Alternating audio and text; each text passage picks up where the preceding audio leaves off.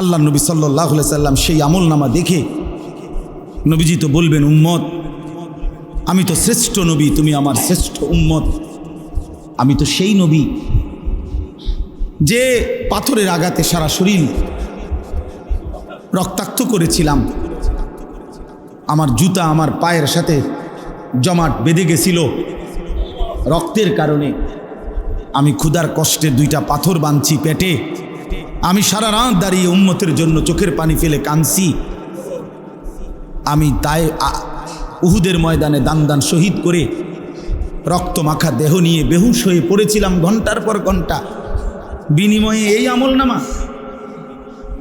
আমার এত চোখের পানি, আমার রক্ত, আমার পেটে পাথর বাঁধা কষ্টের এই বিনিময়। 30 বছর সুদ খায় মুসলমান,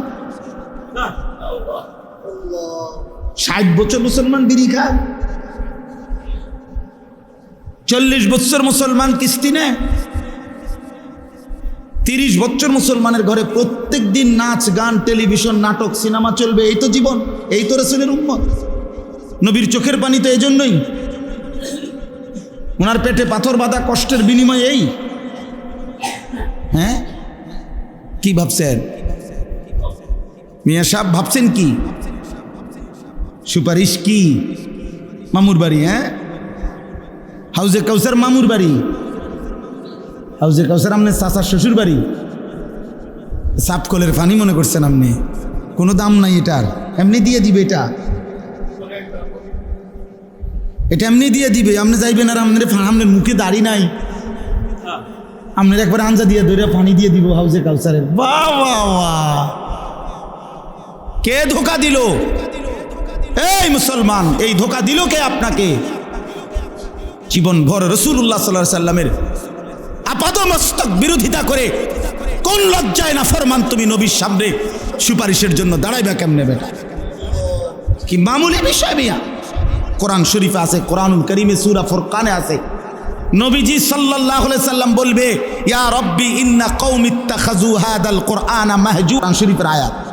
ওয়া ক্বালা আর-রাসূল, আল্লাহ বলেন আমার রাসূল বলবে হাসরের দিন, হে আমার আল্লাহ, আমার জাতির এই লোকগুলো আমার 23 বছরের কষ্টে গড়া কোরআন, আমি যেটা আপনার কাছ থেকে নিয়েছি মাওলা, রাত নাই দিন নাই সকাল নাই দুপুর নাই, খাইয়া না খাইয়া পেটে পাথর বাইন্দা রক্ত মাখা শরীরে আমি যেই কোরআন আমার উম্মতের কাছে দিয়ে গেছি, আমার উম্মতের এই লোকগুলো সেই কোরআন মাহজুর নিজেদের জীবন থেকে পরিত্যক্ত করে দিয়েছে, দূরে সরায় দিছে। আজ এই হাসরের ময়দান আমি এটার বিচার চাই আল্লাহ। হ্যাঁ, আপনি সুপারিশ মামুর বাড়ি মনে করছেন? আপনি বইবে ডুলবেন আর নবী সুপারিশ করবে? হ্যাঁ, এটার কোনো নিয়ম কানুন নাই। আল্লাহ নবী সাল্লাল্লাহু আলাইহি ওয়াসাল্লাম সুপারিশ করবেন মানে কি? মানে এটা আমাদেরকে বলে দিছে যে উম্মত মৃত্যু পর্যন্ত যত চুরি চামারি, যত মিথ্যা, যত সুদ ঘুষ, যত গান বাদ্য নাটক সিনেমা যা আছে সমস্ত নাফরমানি তুমি করতে করতে মরবা, আমি সুপারিশ করে জান্নাত দেব। এটাই তো নবী বলছে। তো তো কি হিসাবটা কি তার? বলেন, আমার কথা শেষ, বলেন আসলে কি? ইনসাফ করেন বাবা, ইনসাফ কর। নওজোয়ান তুমি ইনসাফ করো, বয়স্ক বাবা ইনসাফ করেন। একটু পরে যার যার ঘরে যার যে ফিরে যাবেন, কেউ কারোর জন্য থামে না। স্বার্থপর এই দুনিয়া, কারো কথা মনেও রাখে না, কারো জন্য থামেও না, কারো জন্য থামে। এই আমি 2 দিন আগেও দেখছি হাইয়েস্ট গাড়ি ট্রাকের সাথে বাড়ি খাইয়া হাইয়েস্ট গাড়ির ড্রাইভারটা তৎক্ষণাৎ মারা গেছে, বইটা লাইছে একদম। কি কষ্টে ভাঙ্গা সুইডাইটারে বাইর করছে ড্রাইভারটার, কিন্তু 10 মিনিটের ব্যবধানে একটা গাড়িও থামে নাই। সব গাড়ি ডানে বামে পাশ কাইটা কাইটা সবাই চলে গেছে, কারো হাতে সময় নাই। জলজ্জান্ত একটা মানুষ মরে গেছে, সেই গাড়িটা চলতেছিল, এই অবস্থায় ড্রাইভার অ্যাক্সিডেন্ট করেছে, মারা গেছে। তাহলে স্বার্থপর এই দুনিয়া কারো জন্য থামে না, কারো হাতে সময় নাই রে দোস্ত, কারো হাতে সময় নাই, কারো হাতে সময়। দিন শেষে রাত শেষে একাকী ভাইবা দেখেন, আমি একাই। আমার সুখে আমি, আমার দুঃখ আমি, আমার আনন্দ আমি, আমার বেদনা আমি। ঠিক একদিন কবরে আমি একাই, একদিন হাসরের ময়দানে আমি একাই, একদিন ফুলসিরাতের গোড়ায় আমি একাই, একদিন আমল নামার হিসাব নিতে গিয়ে আমি একাই। অকুল্লুহুম আতিহি ইয়াউমাল কিয়ামাতি ফারদা। আল্লাহ বলছে তোমাদের সকলকেই আমি আল্লাহর সামনে কিয়ামতের দিন আসতে হবে একজন একজন। ফারদান অর্থ ওয়াহিদান, একজন একজন, একজন। ইয়াবাসুহুমুল্লাহু জামিআন। আল্লাহ বলে তোমাদের সকলকে আমি আল্লাহ তাআলা হাসরের ময়দানে উঠাবো। ফায়ুনাব্বিউহুম বিমা আমিলু। সকলকেই তাদের পুরা জীবনের আমল জানাবো, আমি আল্লাহ শুনাবো। আহসাহুল্লাহু ওয়া নাসু। আল্লাহ বলেন আমি গুনে গুনে রেখেছি, যদিও তোমরা ভুলে গেছো। আমার মনে নাই, আপনারও মনে নাই। 2024 সাল গত বছর ঠিক এই দিনে এই টাইমে আমি আপনি কি করছিলাম আমার হয়তো মনে নাই, আপনারও মনে নাই, কিন্তু আল্লাহ তাআলা বলেন আমি গুনে গুনে রাখছি। আল্লাহ তাআলার কাছে হিসাব আছে তো? ফেরেশতার কাছে হিসাব আছে তো? আমলনামায় লেখা আছে তো? অঙ্গ প্রত্যঙ্গ সাক্ষী আছে তো? জমিন সাক্ষী আছে তো? এত কিছু ফাঁকি দিবেন কেমন? জমিনকে ফাঁকি দিবেন কেন? এই দেহকে ফাঁকি দিবেন কেন? ফেরেশতার আমলনামার খাতায় ফাঁকি দিবেন কেন? ফেরেশতার স্মৃতিতে উনি মুখস্থ বলবে, সেটা ফাঁকি দিবেন কেন? আল্লাহর নজর ফাঁকি দিবেন কেন? আলাম ইয়ালাম বিআন্নাল্লাহা ইয়ারা। রব্বুল আলামিন বলে তুমি জানো কি বান্দা, আমি কিন্তু সারাক্ষণ তোমাকে দেখি। কতক্ষণ? কতক্ষণ? আল্লাযী ইয়ারাকা হিনা তাকুম ওয়া তাকাল্লুবাকা ফিস সাজিদিন। রব্বুল আলামিন বলে বন্ধু আপনি যখন নামাজে দাঁড়ান আমি সরাসরি আপনাকে দেখতে থাকি। আপনি যখন আমার বান্দাদের সাথে রুকু সেজদায় উঠা বসা করেন তখনও আমি আল্লাহ আপনার দিকেই তাকিয়ে থাকি, সারাক্ষণ দেখি। লা তাখুযুহু সিনাতুন ওয়ালা নাওম। রব্বুল আলামিন বলে আমার চোখে কোনো তন্দ্রাও নাই, ঘুমও নাই। আমি ঘুমাও যাই না, তন্দ্রাও যাই না, আমি জিমাইও না, আমি ঘুমাইও না। ওমা মাসসানা মিল লুগুব। কোনো কাজ করতে কখনোই কোনো ক্লান্তি আমাকে স্পর্শ করে না। আল হাইয়ুল কাইয়ুম। সর্বদাই আমি জীবিত আছি, সর্বদাই আমি প্রতিষ্ঠিত আছি এক অবস্থায়। এই জন্য চলেন, আমার কথা এটাই, ইসলাহি মজলিসের মূল ফিকির ইসলাহে নফস, আত্ম উপলব্ধি, নিজের বিবেক জাগানো যে হায় আমি কি করছি, এই সমাজের কে কি করছে সব বাদ দেন, আমি চলেন একা একা ভাবি আমি কি করছি। এই মজলিসের ফিকির এটা, এই মজলিসের ইচ্ছা হলো কি এইটা, ইসলাহি মজলিসের মূল চেতনাই এটা। আত্ম উপলব্ধি মানে নিজের উপলব্ধি, নিজের উপলব্ধি, আত্মসংশোধন, আত্মশুদ্ধি, নিজের পরিবর্তন। প্রত্যেকেই বিবেক থেকে ভাবেন, ইনসাফ করে ভাবেন যে যে অবস্থানে আছি এভাবেই হাসরের ময়দানে দাঁড়ালে টিকবো তো? কথা বলেন না কেন? হাসরের ময়দানে টিকবো তো? তাইলে তো এটা বদলান, নিজেকে সুন্দর করেন, নিজেকে পরিবর্তন করেন।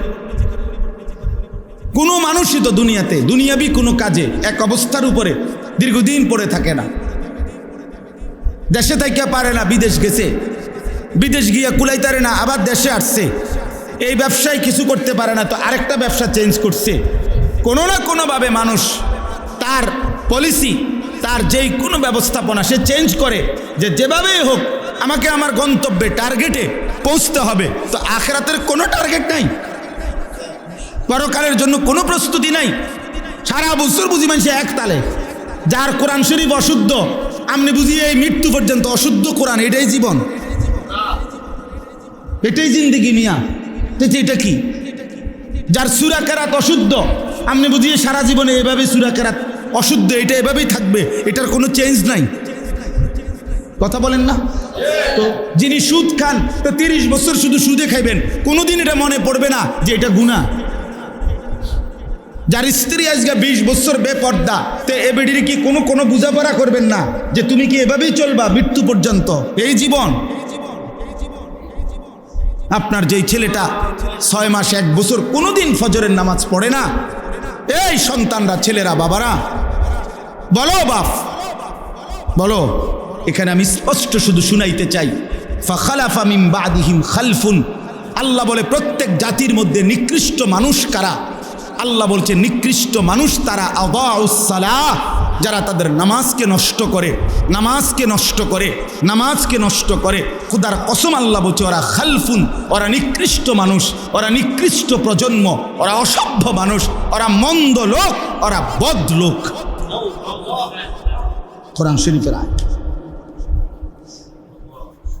যারা তাদের নামাজ নষ্ট করে, এই যে আয়াত পড়ছি আমি,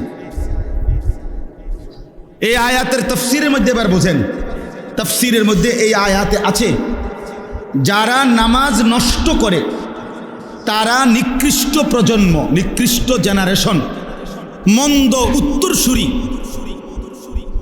এখন তাফসীরে কথাই স্পষ্ট আছে, ওয়ালাইসাল মুরাদু আন্নাহুম তারাকুস সালাহ, যে এই আয়াতের এর দ্বারা এটা উদ্দেশ্য নয় যে তারা নামাজ টোটালি ছেড়ে দিছে, এটা উদ্দেশ্য না। মানে টোটালি নামাজ পড়ে না এরা না, যারা একদম নামাজ পড়েই না তাদেরকে বোঝানো হয় নাই, বরং নামাজ পড়ে কিন্তু নামাজকে নষ্ট করে। বুঝেন নাই? নামাজ পড়ে কিন্তু নামাজকে কি করে? আল্লাহ বলছে তারা হলো নিকৃষ্ট মানুষ, আর যারা নামাজ ঠিক রাখে তারা হলো উত্তম মানুষ। তাহলে যে নামাজ পড়ে না ওই কোন প্রকারের মধ্যে? তাফসীরের আলোকে বোঝা যায় ওই মানুষের কোনো জাতের মধ্যেই পড়ে না, ওই নিকৃষ্টও না, উৎকৃষ্টও না, ওই মানুষের কোনো জাতে না, বেনামাজির কোনো প্রকারে নাই, ওই কোনো আইটেমে পড়ে না, ওইটা নিকৃষ্টও না, ওইটা ফসাও না, ওইটা কোনো জাতের না, ওইটা কিছুই না, ওইটা হাইওয়ানও না, কিছুই নাই। ওই আলোচনার আউট অফ সিলেবাস, ওই আলোচনার বাহিরে, ও মূলত আলোচনার বাহিরে। বেনামাজি কোনো আইটেমেই নাই, বরং নামাজি কিন্তু নামাজ নষ্ট করে। আল্লাহ বলছে সে হচ্ছে মন্দ প্রজন্ম, নিকৃষ্ট মানুষ, মন্দ উত্তরসূরি। এজন্য দোস্ত, 1 নম্বর জরুরি কথা, প্রিয় ভাই আমার, বাপ আমার, বন্ধু আমার, কিশোর নওজোয়ান, মনে রেখো দোস্ত, এক মোমেন, এক মুসলমান নামাজ ছেড়ে দেওয়ার বাস্তবিক অর্থেই কোনো সুরত নাই, কোনো ফাঁক ফুক নাই। নামাজবিহীন মুসলমান হয়ই না, হয়ই না। আল আহদুল্লাযী বাইনানা ওয়া বাইনাহুম, আল্লাহ নবী বলছে বেঈমানের সাথে আমাদের সাথে চুক্তি, বেঈমান নামাজ পড়ে না, আমরা নামাজ পড়ব। নবীজি বলছে এটা চুক্তি, আহাদ, অঙ্গীকার, এটাও অঙ্গীকার আমাদের। তোরা সেজদা দিবি না, আমরা সেজদা দেব। নবীজি বলছে ফারকুমা বাইনানা ওয়া বাইনাল কুফরি ওয়া শিরক তারকুস সালাহ। নবীজি বলছে আমাদের মাঝে আর কাফের মুশরিকের মাঝে পার্থক্য হলো নামাজ ছেড়ে দেওয়া। আমরা নামাজ ছেড়ে দেই না, এজন্য আমরা মুমিন, ওরা নামাজ ছেড়ে দেয় এজন্য ওরা মুশরিক। হাদিস। অতএব বেনামাজি ঈমান ইসলামের মধ্যে তার কোনো আলোচনাই নেই, মুসলিম সম্প্রদায়ের মধ্যে তার কোনো পরিচয়ই নেই। এজন্য আমরা প্রত্যেকেই ভাইয়া ইনসাফ করেন, ইনসাফ। কোনো যুক্তি নাই, কোনো কারণ নাই, নামাজ না পড়ার পিছনে কোনো যুক্তি নেই, কোনো কারণ হইতে পারে না, কোনো কারণ হইতে। চোখের সামনে যাদের সন্তান এই বেনামাজি জিন্দিগি হয়ে বরবাদ হয়ে যাচ্ছে, আপনারা আর একটু দয়া করেন। আপনি যদি সত্যিকার অর্থে বাবা হন, মুসলিম বাবা, তাহলে স্ত্রী সন্তানের সেজদার প্রতি, নামাজের প্রতি আরেকটু যত্ন নেবেন। আর যদি শুধু বাবা হন তো ঠিক আছে, ভাত তরকারি দেশে থাকিয়া পারক, বিদেশ থাকিয়া পারক, কামাই রোজগারি, খালাস। বাপও এক জীবন কামাই করছে, ফুতেরও এখন কামাই রোজগারিতে লাগায় দিছে। এ খালাস, এই জিন্দিগি কামাই রোজগারির ব্যবস্থা হয়েছে, অতএব বাবাও খুশি, ফুতেও খুশি, আল্লাহর রহমতে লাইনে আছে। আর যদি কোনো কামাই রোজগারি নাই তো কোনো লাইনে নাই, তাহলে লাইন হলো টাকা আর বে লাইন হলো টাকা নাই। এটাই লাইন। লাইনে আছে কখন? টাকা থাকলে। কামাই আছে, কামাই নাই তো আর কি নাই? লাইন নাই। এবার যে সে নামাজ পড়ে না, ইমান ইসলামের তার কি অবস্থা, এটা নিয়ে কোনো কথা নেই, এটা উচিত না, এটা ইনসাফ হইতে পারে না। এই জন্য এক নম্বর তো এটা জরুরি যে টোটালি নামাজ যারা ছেড়ে দিচ্ছেন, প্রিয় ভাই তোমরা যারা নামাজ পড়ছো না বন্ধু, এটা কোনোভাবেই মুসলমানের কাতারে পড়ে না।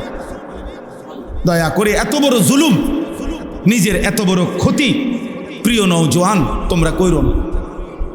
বাবারাও, ব্যবসায়ীরা, চাকরিজীবীরা দুনিয়াবি কোনো কারণে নামাজ ছেড়ে দিয়েন। কোরআন শরীফে আছে জাহান্নামের ফেরেশতারা বলবে মা সালাকাকুম ফি সাকার। বহু লোককে জাহান্নামের ফেরেশতারা বলবে কি কারণে জাহান্নামে আসলা? ক্বালু লাম নাকু মিনাল মুসাল্লিন। তারা বলবে যে হে ফেরেশতা, লাম নাকু মিনাল মুসাল্লিন, নামাজি ছিলাম না, সেজদা দিতাম না, নামাজ পড়তাম না, এজন্য আজকে জাহান্নামে হল। কোরআন শরীফে আছে আল্লাহ বলছে আজরাইল মালাকুল মউত কিছু মানুষের রুহু কবজ করবার সময় কলিজা থেকে তার রুহুটা টান দিয়া ছিঁড়ে ফেলবে, আর ছিঁড়লে কণ্ঠনালীর কাছে আইসা আটকায় যাবে রুহু। এরপরে মালাকুল মউত আজরাইল, এ দেখেন এই যে এইটা, এই টিস্যু পেপার, এটা এটা এমনি টান দিলে এই যে খুলতে খুব সহজ, এটা আরামসে বের হয়, ঠিক না? কিন্তু এই যে এখানে একটা পলিথিন আছে, দেখছেন দেখছেন নি, এটা এমনি টান দিলে খোলে না, এটা টাইম না ছিঁড়তে হয়, টান দিয়ে দিয়ে কি করতে হবে? কুটুকটু করে ছিঁড়তে হয়। এই আল্লাহ তাআলা কোরআনে বলছে, নবীজি হাদিসে ব্যাখ্যা করে বুঝাইছে, আজরাইল এই নাফরমানদের এই রুহু কণ্ঠনালী থেকে এরকম টাইনা ছিন্ন ভিন্ন করে বের করবে। এ কারা? তারা কারা? কোরআন শরীফ আল্লাহ সরাসরি বলছে ফালা সাদ্দাকা ওয়ালা সাল্লা, ওরা যারা আমাকে বিশ্বাস করে নাই, ওয়ালা সাল্লা, এবং নামাজ আদায় করে নাই। আল্লাহ বলছে তোর কলজা ছিঁড়ালাম, তোর কলজা ছিঁড়া ফেলবো, তোর রুহু ছিঁড়া ফেলবো আজরাইল দিয়ে, মনে রাখিস। এখন ভাত খাও, দুনিয়া ভোগ করো, দুনিয়া বেঈমানও ভোগ করে, দুনিয়া জানোয়ারও ভোগ করে, দুনিয়া কুকুর বিড়ালও কি করে? ভোগ করে। আল্লাহ আমাদেরকে বুঝ দান করে। এজন্য আল্লাহ তাআলা বলছেন মন্দ প্রজন্ম হচ্ছে তারা যারা নামাজ নষ্ট করে। এখন নামাজ নষ্ট করে মানে কি? বললাম যে নামাজ পড়ে না এটা না, নামাজ পড়ে কিন্তু কি করে? তিন শ্রেণী। এক, যে ব্যক্তি নামাজকে সবসময় বিলম্ব করে, সবসময় ইউআখিরুনা আস-সালাহ, নামাজকে সবসময় তাখির করে, সবসময় দেরিতে নামাজ পড়ে, দেরিতে অভ্যস্ত, নামাজের ওয়াক্তের একেবারে লাস্ট মাথায় নিয়া একেবারে বেড়াত লাগাইয়া এটারে একেবারে শেষ মাথাত নিয়ে কি করে নামাজ। নবীজি সাল্লাল্লাহু আলাইহি সাল্লাম হাদিসের মধ্যে আছে, নবীজি 3 বার বলছে ওই নামাজ মুনাফিকের নামাজ, তিলকা সালাতুল মুনাফিক, ওইটা মুনাফিকের নামাজ, মুনাফিকের নামাজ, মুনাফিকের নামাজ। আসরের নামাজের উদাহরণ দিতে গিয়ে বলছে নবী যে ইয়ারকুবু হাত্তা তাগরুবা শামস, অর্থাৎ সে অপেক্ষা করে, আসরের নামাজ পড়ে না, সূর্য ডুবার কাছাকাছি হয়ে যায়। আর সূর্য ডুবার সময় নবীজি বলছেন হাত্তা কানাত বাইনা কারনাই শয়তান, শয়তানের 2টা শিংয়ের মাঝখানে সূর্য চলে আসে ডুবার সময়। এই সময় দাঁড়িয়ে কামা ফানাক্কারা আরবাআন, দাঁড়িয়ে 4 রাকাত আসরের নামাজ যেন 4টা ঠক্কর মারে। 1 থেকে 1.5 মিনিটের ভিতরে 4 রাকাত নামাজ পড়ে ফেলছে লাস্ট টাইমে। রাসূল বলছে এটা মুনাফিকের নামাজ, মুনাফিকের নামাজ, মুনাফিকের নামাজ। এজন্য নামাজকে নিয়মিত বিলম্ব করা, নামাজকে নিয়মিত দেরি করে পড়া, এটা মন্দ লোকের আখলাক। এই যে আল্লাহ বলছে। 2, নামাজ নষ্ট করা, এটার দ্বিতীয় হলো নামাজের ফরজ ওয়াজিব সুন্নত মুস্তাহাব আহকাম শারায়েত নামাজের যে মৌলিক নিয়ম কানুন যেগুলো নামাজের মধ্যে ফরজ ওয়াজিব এগুলো যথোপযুক্তভাবে যে আদায় করে না সে নামাজকে নষ্ট করে। ঠিকমতো রুকু দেয় না, রুকুর থেকে সোজা হয়ে দাঁড়ানো ওয়াজিব, উনি একটু উঠতেই নিচের দিকে জায়গা, এমন ভদ্রলোক নাই? সেজদা দিয়া বৈশা দুই সেজদার মাঝখানে বসা স্থির হয়ে ওয়াজিব, এমন এবার মাথায় একটু আলগি দিয়ে আরেকটা মারে, সেজদা দুইটা ফটফট করে মারা দিছে। হ্যাঁ কিতা কাকু কিতা কাম কিতা, বাইরে কি এত তাড়াহুড়া করেন কেন? বাইরে যাইয়া সাদওয়ানে বইন স্যার আর কামটা কি? মসজিদে এত তাড়াহুড়া করেন কেন? আপনি এরকম এরকম দুইটা দুইটা সেজদা দিয়ে এলেন কেন? মাঝখানে স্থির হয়ে বসা কি ওয়াজিব? তাহলে এরকম ওয়াজিব ছুটে যায়, ফরজ ছুটে যায় নামাজের, এরকম যে ছুটে যায় সে নামাজকে কি করে? নষ্ট। আল্লাহর কসম বিশ্বাস করেন, তাফসীরের মধ্যে আছে হযরতে হুযাইফা রাদিয়াল্লাহু তাআলা আনহু নবীজির একজন বিখ্যাত সাহাবী, উনি একদিন দেখছেন একজন লোককে, সে ওনার সামনে নামাজ পড়ছে, তার রুকু সেজদা সে ঠিকমতো আদায় করে নাই, উনি তাকে ডাক দিছে, তাফসীরে আছে মাআরিফুল কোরআনে, আপনি এখন দেখেন। তো উনি তাকে ডেকে বলছে, তুমি যে এখন নামাজ পড়লা, এমন নামাজ আজ কতদিন ধরে পড়ো? ওই লোক বলছে, আজকে 40 বছর ধরে আমি এভাবেই নামাজ পড়ি। উনি বলছে, আল্লাহর কসম গত 40 বছরে তুমি কোনো নামাজ আদায় করো নাই। কি কঠিন ব্যাপার, কি কঠিন ব্যাপার। উনি কাজা করলে যদি কয় কাজা করো তাহলে তো হইতো না, উনি কাজা করলেও তো এইটাই পড়বো, উনি যে ডকের নামাজ পড়ছে এইটাই তো ওনার ডক। কাজা করলে লাভ কি? উনি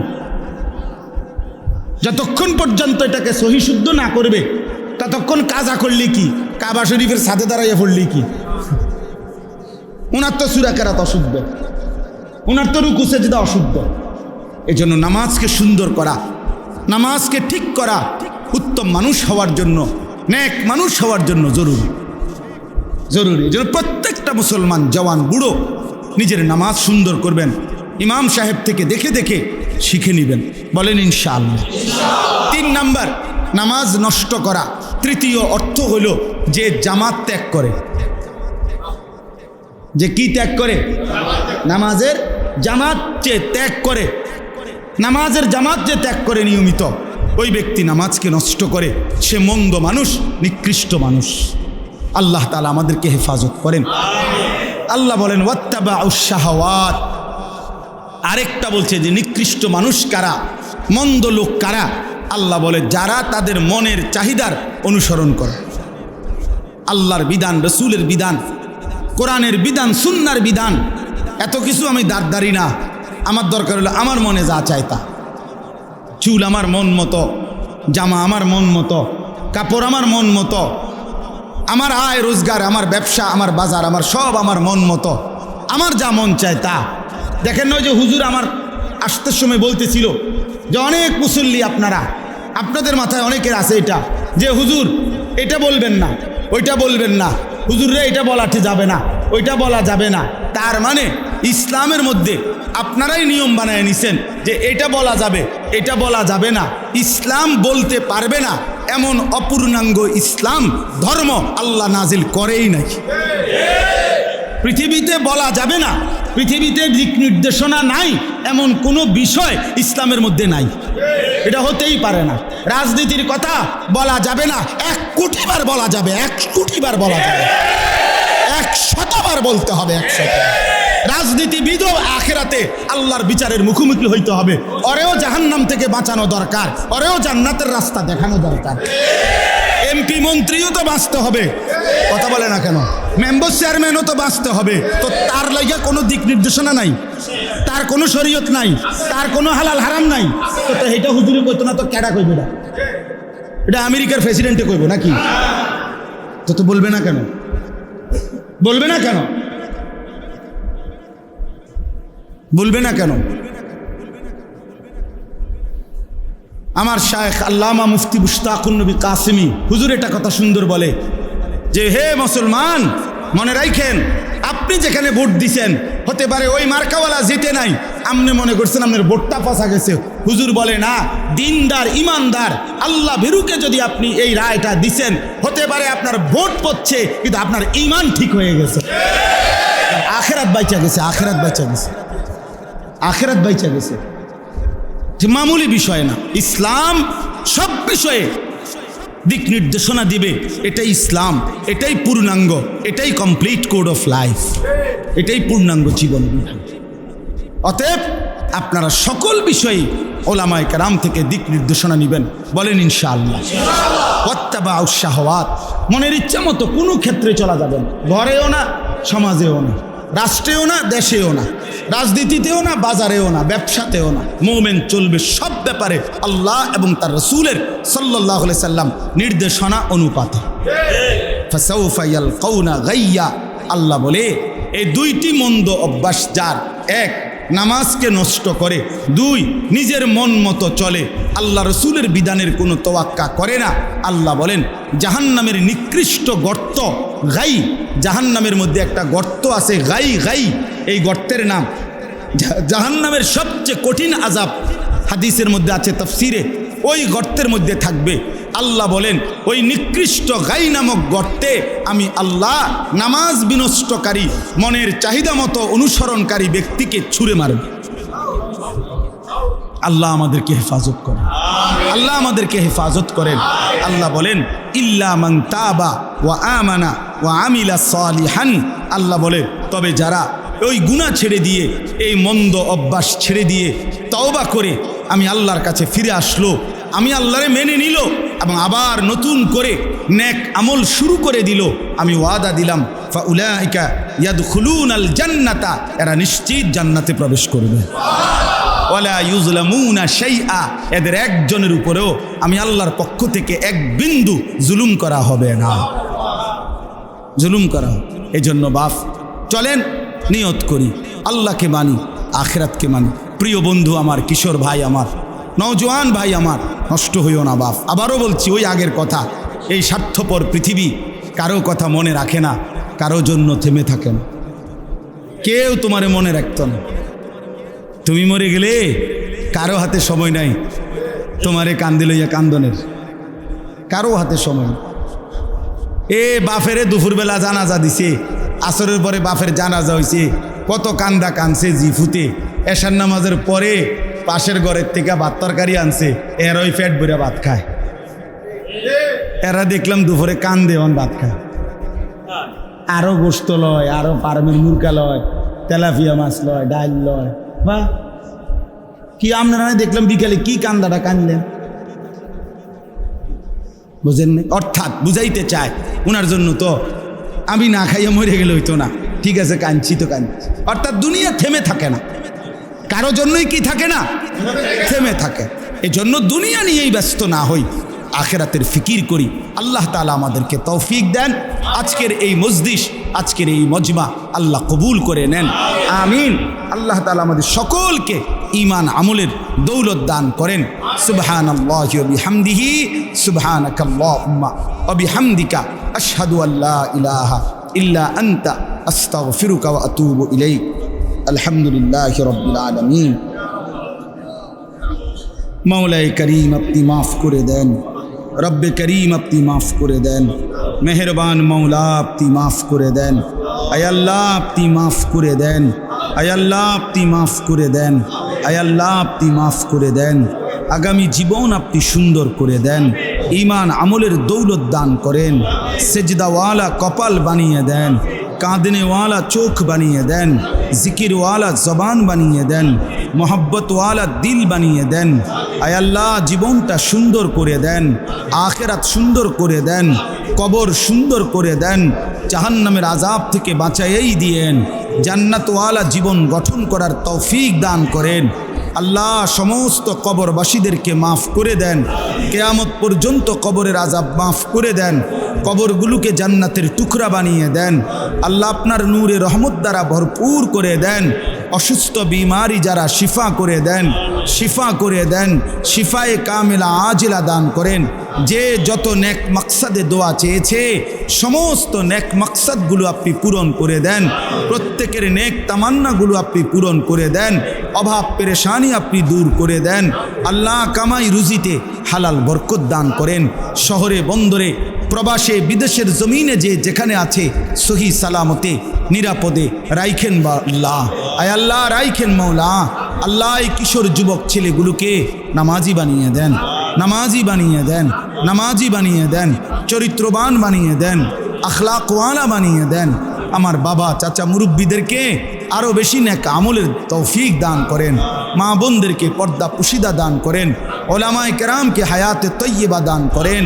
উম্মতের ফিকির দান করেন। কওমে মিল্লাতের ফিকির দান করেন। আল্লাহ গোটা দেশকে নিরাপদ করে দেন। জান মাল ইজ্জত আব্রু হেফাজত করেন। আল্লাহ সারা পৃথিবীর মজলুম মুসলমানকে রেহাই দিয়ে দেন। গাজা ফিলিস্তিনের মুসলমানকে বিজয় দিয়ে দেন। ইসরায়েলের বেঈমানদেরকে ধ্বংস করে দেন, ধ্বংস করে দেন। নেতানিয়াহুকে ধ্বংস করে দেন। ওরে ফেরাউনের মতো নমুনা বানিয়ে দেন। ওরে নমরুদের মতো নমুনা বানিয়ে দেন। আল্লাহ আমাদেরকে বিজয় দান করেন, কামিয়াবি দান করেন।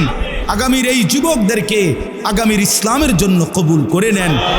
ইমাম মাহদির পক্ষে কবুল করে নেন। দাজ্জালের বিরুদ্ধে কবুল করে নেন। এই মসজিদখানা কবুল করে নেন। ইমাম মুয়াজ্জিন খতিব খাদেম কমিটি মুসল্লি সকলকে কবুল আর মঞ্জুর করে নেন। আল্লাহ এই মজলিসখানা আয়োজন করতে গিয়ে যার যেটুকু সহযোগিতা দান সাদাকা ভালোবাসা বুদ্ধি পরামর্শ টাকা পয়সা সব কিছুতে আপনি বরকত দান করেন। সব কিছুতে আপনি উত্তম বিনিময় দান করেন। আগামী দিনও এমন সুন্দর মজলিস চালু করবার তৌফিক দান করেন। মা বোনদেরকে পর্দা পুশিদা দান করেন। রব্বিল হামহুমা কামা রব্বায়ানি সগীরা। সুবহান রব্বিকা রব্বিল ইজ্জাতি আম্মা ইয়াসিফুন ওয়া সালামুন আলাল মুরসালিন ওয়ালহামদুলিল্লাহি রব্বিল আলামিন। ফাত্তাকুদ দুনিয়া ওয়াত্তাকুন নিসা।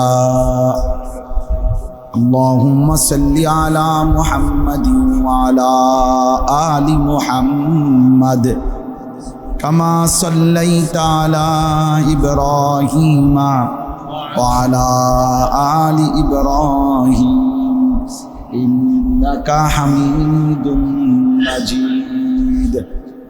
اللهم بارك على محمد وعلى آل محمد كما باركت على إبراهيم وعلى آل إبراهيم إنك حميد مجيد. سبحانك لا علم لنا إلا ما علمتنا إنك أنت العليم الحكيم. الحمد لله. আল্লাহ পাক রব্বুল ইজ্জত জুল জালাল ওয়াল ইকরামের ফজল কারাম আল্লাহ তাআলা আমাদেরকে আজ 16 জুলাই 2025 রোজ বুধবার আজকের এই মাসিক ইসলাহি মজলিসে আল্লাহর ঘর মসজিদে আল্লাহর জন্যই রব্বে কারীম আমাদেরকে জমা হওয়ার তৌফিক দান করেছেন। আলহামদুলিল্লাহ। কোরআনুল কারীমের 16 নম্বর পারা 19 নম্বর সূরা। সূরাটার নাম হচ্ছে সূরায়ে মারইয়াম। এই সূরার 59-60 এই দুইটি আয়াত আমি মাত্র তেলাওয়াত করেছি। অল্প একটু সময় এই দুইটি আয়াতের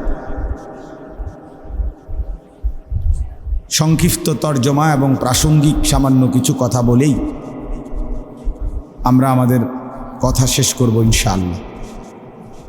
ইসলাহি মজলিস স্বাভাবিকভাবে ছোট পরিসরেই হয়, অল্প সময়ের জন্যই হয়।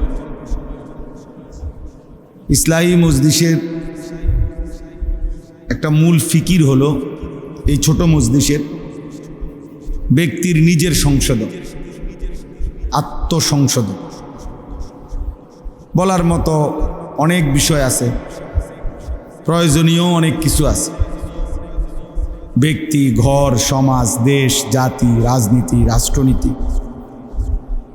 সব কিছুই বলা দরকার, সব কিছুই বোঝা দরকার। তো এক বসায় একবারে সব বলে শেষ করতে হবে এটা জরুরি।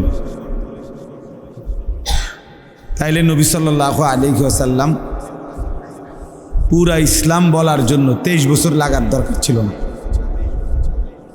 একবারেই বসে 2-3 দিন লাগায়া টানা বলে যেতে পারত না। এটা কোনো যৌক্তিক কোনো নিয়ম না। এই জন্য ইসলাহি মজলিস, ইসলাহ শব্দের অর্থ হচ্ছে সংশোধন, ঠিক করা, সংশোধন করা, সঠিক করা, শুদ্ধ করা, বিশুদ্ধ করা। তো ইসলাহি মজলিস, মজলিস মানে যেখানে মানুষ বসে। তো নিজেকে সংশোধন, ইসলাহে নফস, আত্মসংশোধন, অর্থাৎ আমি আমার নিজেকে কিভাবে সুন্দর করব, আমি নিজেকে কিভাবে গড়ে তুলব, আমি কিভাবে নিজেকে সাজিয়ে তুলব ঈমান ইসলামের রঙে। এর জন্য উৎসাহ দেওয়া, উদ্দীপনা, এর জন্য কিছু দিক নির্দেশনা, এটাই ইসলাহি মজলিসের উদ্দেশ্য, ইসলাহি মজলিসের ফিকির, ব্যক্তির নিজের সংশোধন। কোরআনুল কারীমের মধ্যে আছে, আল্লাহ তাআলা বলেন, ইয়া আইয়ুহাল্লাযীনা আমানু আলাইকুম আনফুসাকুম, ছেলেরা তোমরা তোমাদের হাতের মোবাইল এগুলা বন্ধ করো। এই যে হাতে ধরা যাদের মোবাইল, ভিডিও বা রেকর্ডের বন্ধ করে দাও। এমনি শোনো, এমনি শোনো, আমার দিকে তাকায়া শোনো, বরকত হবে, ভালো হবে। যদি কথাটা না শোনো তো এখান থেকে বাইরে হয়ে যাও। যদি আমার এই কথাটা পছন্দ না হয় এখান থেকে, মসজিদ থেকে বের হয়ে যাও।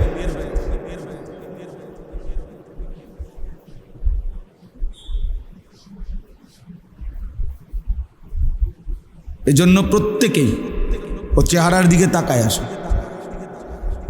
তাইলে বরকত হয়, নজরের বরকত বেশি। এই ছেলে, এই অপদার্থ, বেরো বেটা এখান থেকে।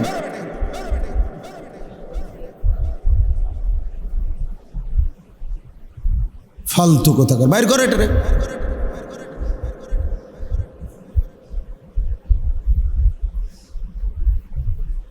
এই জন্য নজরের সাংঘাতিক বরকত,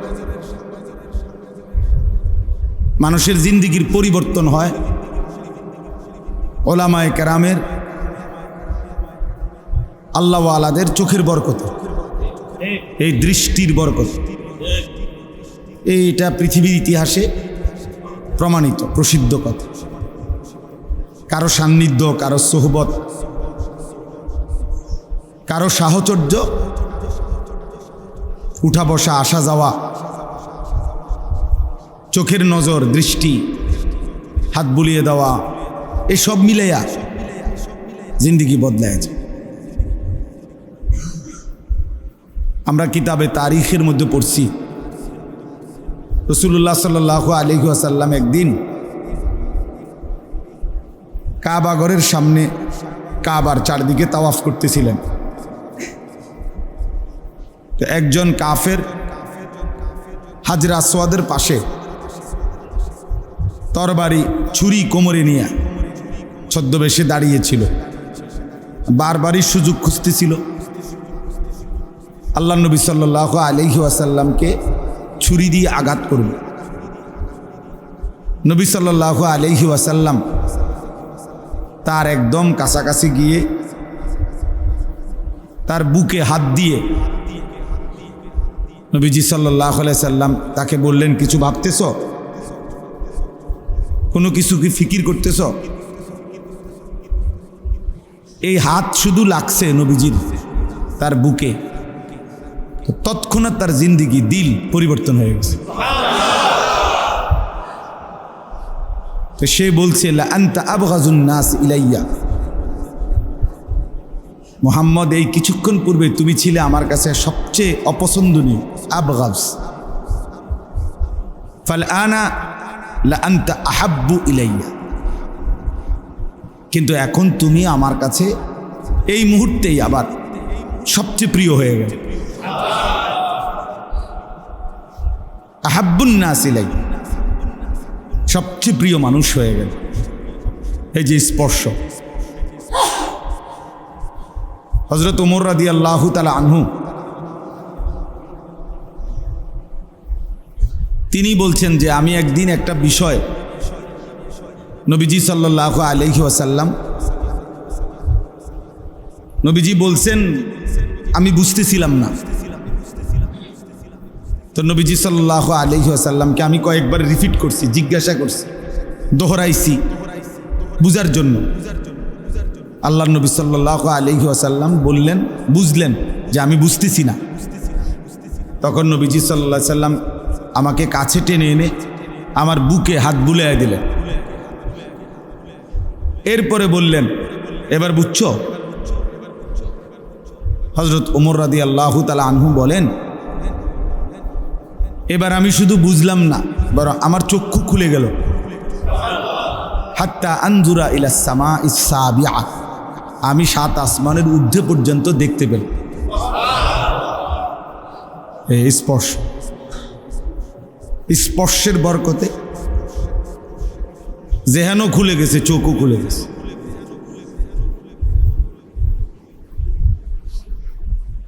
মদিনায় রাসূলুল্লাহ সাল্লাল্লাহু আলাইহি ওয়াসাল্লাম যখন হিজরত করে গেছেন, তখন মদিনার মধ্যে ইয়াহুদিরা থাকতো। এই এখন যে ইসরায়েলের ইয়াহুদি, এদের পূর্বপুরুষ। তো এই ইয়াহুদিদের মধ্যে তখন একজন বড় জ্ঞানী পণ্ডিত ছিল, আব্দুল্লাহ ইবনে সালাম ওনার নাম। ইয়াহুদি পণ্ডিত, ইয়াহুদিদের ধর্মগুরু, অনেক বেশি জ্ঞানী ছিলেন তিনি। তো তিনি আসছিলেন নবীজি সাল্লাল্লাহু আলাইহি সাল্লামকে পরীক্ষা করতে, বিভিন্ন আসমানি কিতাব পিছনের। এই পণ্ডিত খুব জানতেন। তো উনি এগুলো ভাবছে যে এগুলো বিভিন্ন প্রশ্ন করে তছনছ করে ফেলবে, জিজ্ঞাসা করবে অনেক কিছু। তো এই কথা ভেবে প্রস্তুতি নিয়ে নবীজি সাল্লাল্লাহু আলাইহি ওয়াসাল্লামের সামনে আয়েশা বসছেন। তো আয়েশার প্রথমে নবীজি সাল্লাল্লাহু আলাইহি ওয়াসাল্লামের চেহারা মুবারকের দিকে তাকাইছেন। তো নবীজিও ওনার দিকে তাকাইছে। দুইজনের এই 4 চোখ চোখাচোখি হয়েছে। তা আব্দুল্লাহ ইবনে সালাম বলেন, ফানাজারতু ইলাইহি, ওই ইহুদি পণ্ডিত বলতেছেন, আমি মুহাম্মদের দিকে তাকালাম, চেহারার দিকে তাকিয়ে রইলাম। ওয়া তাআম্মালতু, তাকিয়ে ভাবলাম কিছুক্ষণ।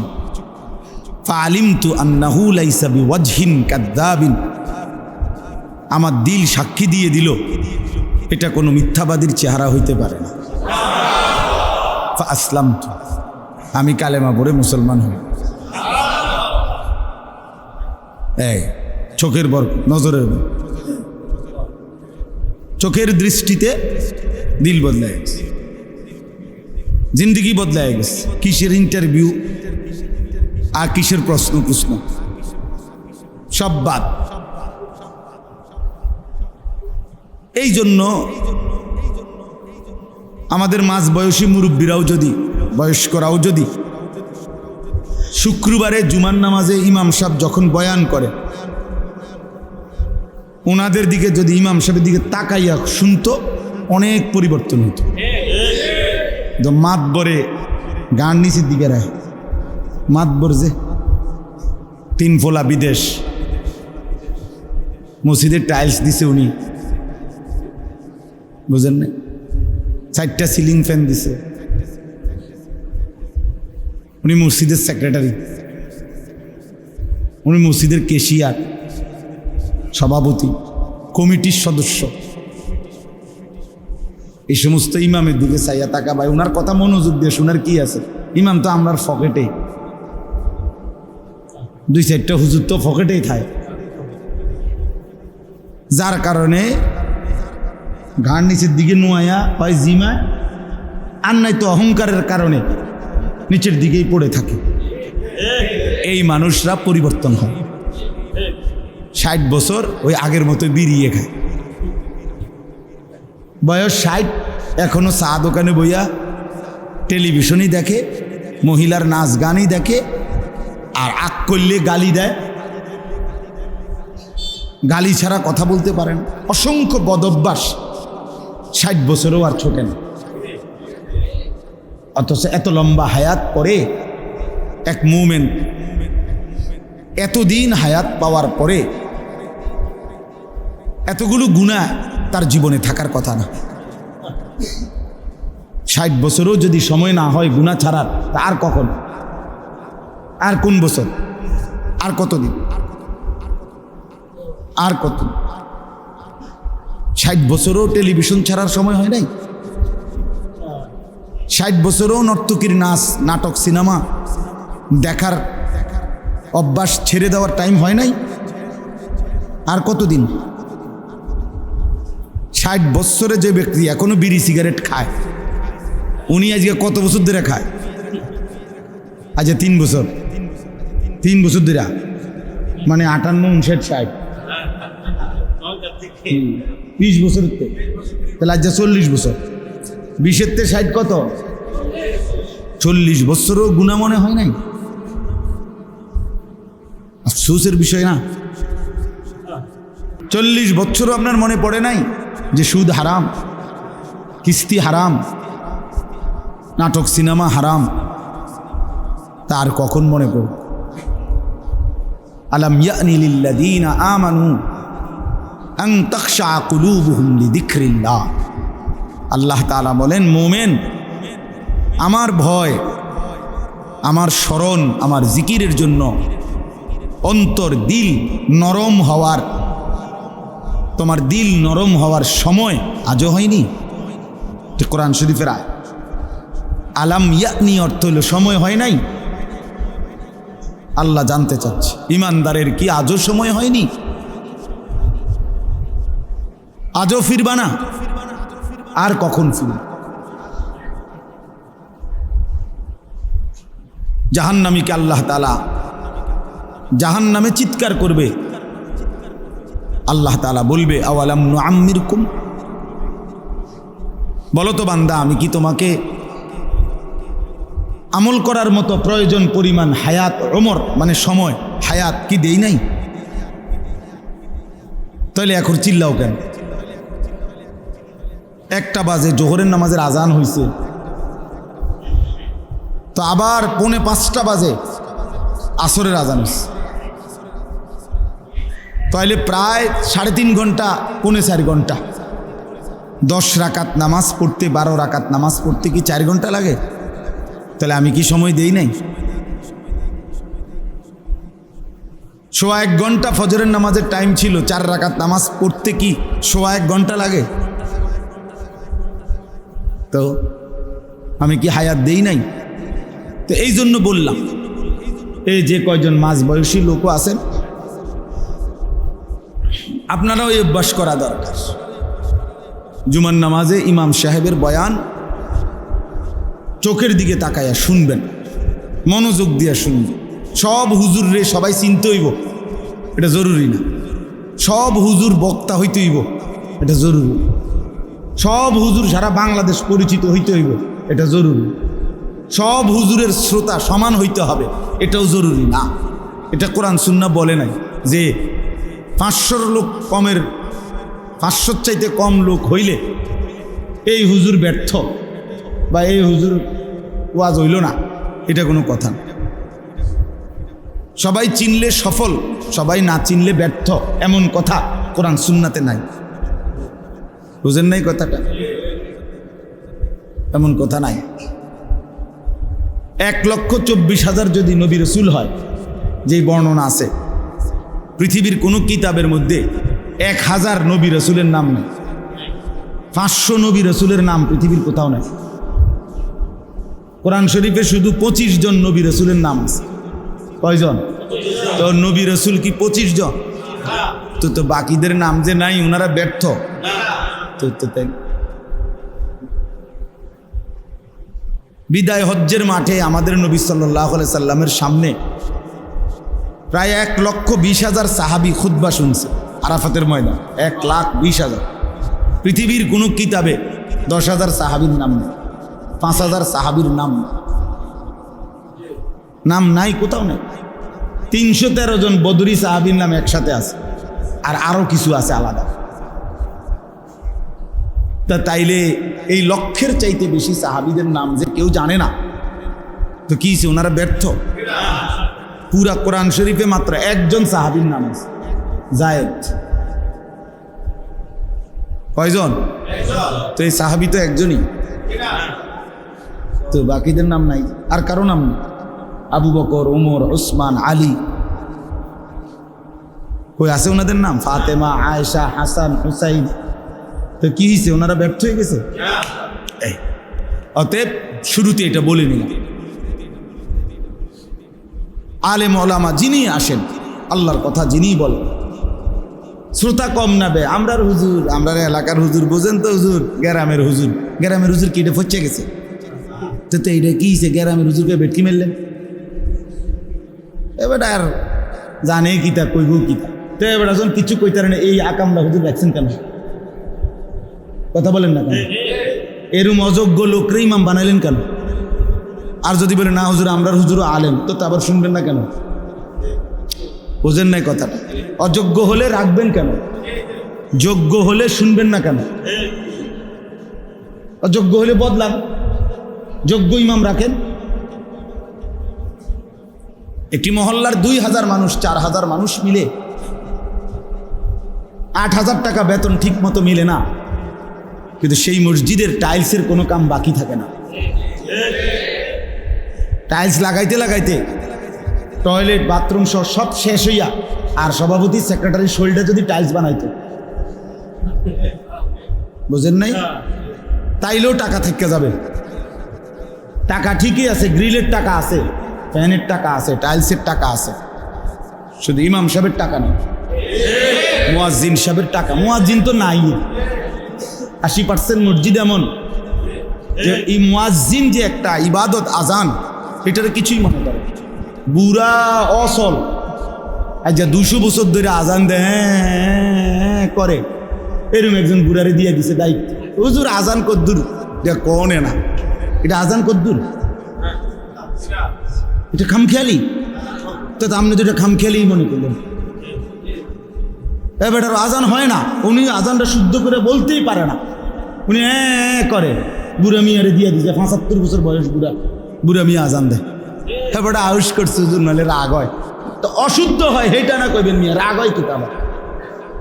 যদি শুদ্ধ হয় তাহলে তো আপত্তি নাই, কথা বোঝেন নাই? তাইলে মুয়াজ্জিন রাসূলুল্লাহ সাল্লাল্লাহু আলাইহি সাল্লামের জামানায় সাহাবায়ে কেরাম সকলেই আজান দিতে পারতেন কিনা? সাহাবায়ে কেরাম সকলেই 100% 5 ওয়াক্ত নামাজ জামাতে পড়তেন কিনা? তাইলে বেলালকে আলাদা নির্ধারণ করার কি দরকার ছিল? একজন আজান দিলেই তো হইতো। একজন কি 30 জন এক লোকে দিতে গেলে তো সমস্যা কি? এমন তো না যে ওনাগর লোকের কম পড়ে যাবে, তো সবাই নামাজ পড়তেন, সকলেই জামাত পড়তেন। তো এরপরও আলাদা মুয়াজ্জিন নির্ধারণ করছে কিনা বলেন? তাইলে আমরা এটাকে খামখেয়ালি মনে করছি, আমরা এটার কিছুই মনে করি না। এজন্য নিজ মহল্লার আলেম দ্বীনকে কদর করবেন, নিজ মহল্লার ইমামকে কদর করবেন। وَنُرِيدُ أَن نَّمُنَّ عَلَى الَّذِينَ اسْتُضْعِفُوا فِي الْأَرْضِ وَنَجْعَلَهُمْ أَئِمَّةً। কোরআন শরীফে আছে, আল্লাহ বলে জমিনে তোমরা যাদেরকে দুর্বল ভাবতেছিলে, আমি আল্লাহ তাদেরকে ইমাম বানিয়ে দিলাম। কোরআন শরীফের আয়াত। ওয়ানাজআলুহুমুল ওয়ারিসিন, তো আমি তাদেরকেই আমার ওয়ারিস, ঈমানের, ইলমের, দ্বীনের ওয়ারিস বানিয়ে দিলাম। কোরআন শরীফের আয়াত। ওয়াজআলনাহুম আইম্মাতান, আমি আল্লাহ তাদেরকে ইমাম বানালাম।